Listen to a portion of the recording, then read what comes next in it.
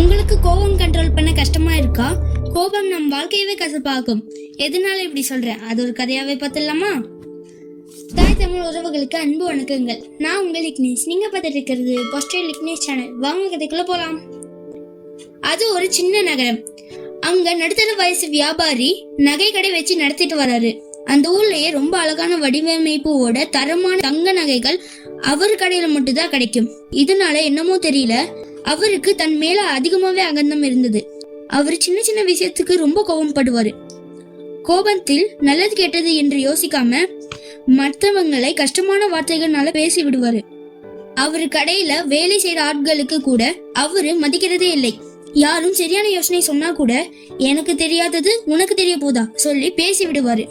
எளிமையான பொருட்கள் வாங்க வர கஸ்டமர்ஸ்க்கு சரியா பதில் கொடுக்காம எப்பவுமே எரிச்சலோட பேசுவாரு. கடவுள் அவரோட அகந்தை அழிக்கணும்னு நினைச்சாரு என்னமோ தெரியல, அவரு கடை பக்கத்துல ஒரு புதிய நகை கடை திறந்தது. அந்த கடை முதலாளி ஒரு இளமையான வாலிபன். அவர் எல்லாரும் கூடயே ரொம்ப பணிவா சிரிச்ச முகமோட பேசுவாரு. அவர் கடையில வர கஸ்டமர்ஸ் கூட வித்தியாசம் பார்க்காம நல்ல மரியாதையா நடந்துக்குவாரு. வர கஸ்டமர்ஸ் என்ன கேட்டாலும் சிரிச்சு பணிவா பதில் சொல்லுவாரு. அதனால 1-2ன்னு அந்த வியாபாரியோட எல்லா கஸ்டமர்ஸுமே அந்த புதிய நகை கடைக்கு போக ஆரம்பிச்சாங்க. இதனால அந்த கோபம் உள்ள வியாபாரி அவரோட தப்பு உணராம தேவையில்லாம அந்த வாலிபருக்கு கடினமான வார்த்தைகள்னால பேச ஆரம்பிச்சாரு. ஆனா அந்த வாலிபர் வியாபாரி பேசுறது எதுக்குமே காதுல வாங்கல. ஏன்னா கோபத்தில் எடுக்கிற முடிவு அழிவு நோக்கி போகும் சொல்லி அந்த வாலிபருக்கு ஏற்கனவே தெரியும். இதெல்லாம் பார்த்துட்டு இருக்கிற வியாபாரியோட மனைவி அவரோட கோபத்தை எப்படியாச்சும் கட்டுப்படுத்தணும் சொல்லி அவருக்கு பாடம் சொல்லி கொடுக்க மனசுல முடிவு செஞ்சாங்க. அவரோட மனைவி ரொம்ப அமைதியான அறிவுள்ள பெண்மணி.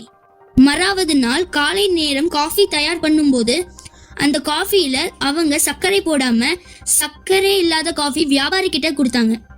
வியாபாரி காஃபியை எடுத்து ஒரு சிப் குடிச்சு எரிச்சலோட என்ன இது, ஏன் இந்த காஃபி இவ்வளவு கசப்பா இருக்குன்னு மனைவி கிட்ட கேட்டாரு. அப்போ அவரோட மனைவி அமைதியா சொன்னாங்க, சர்க்கரை இல்லாம காஃபி கசப்பா இருக்கும், அதே மாதிரி தானே வாழ்க்கையில பொறுமை இல்லாம நல்லா வார்த்தைகள் இல்லாம பேசுனா வாழ்க்கையும் கசப்பா இருக்கும். இது கேட்ட அந்த வியாபாரி நீ என்ன சொல்ல வர சொல்லி மனைவி கிட்டே கேட்டாரு.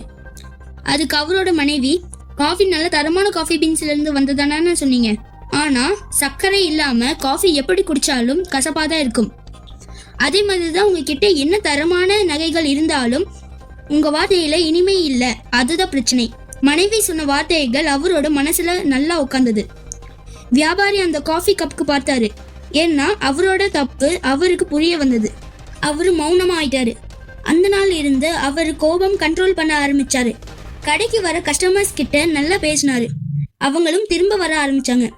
அந்த ஊர்லயே வியாபாரி மற்றும் வாலிபனோட கடையில நல்ல வியாபாரமாச்சு. இந்த கதையை பிடிச்சிருந்தா அப்போ ஒரு நிமிஷம் யோசிச்சு பாருங்க, நீங்க உங்களோட வாழ்க்கையில யாரா இருக்கிறீங்க, வாலிபனா இல்ல அந்த வியாபாரியா? இந்த ஸ்டோரி உங்களுக்கு பிடிச்சிருந்தா ஒரு லைக் போடுங்க. யாரெல்லாம் ரொம்ப கோபம் படுறாங்களோ அவங்களுக்கு இந்த ஸ்டோரி ஷேர் பண்ணுங்க. நெக்ஸ்ட் உங்களுக்கு என்ன ஸ்டோரி வேணும்னு கமெண்ட்ல சொல்லுங்க. நன்றி, வணக்கம்.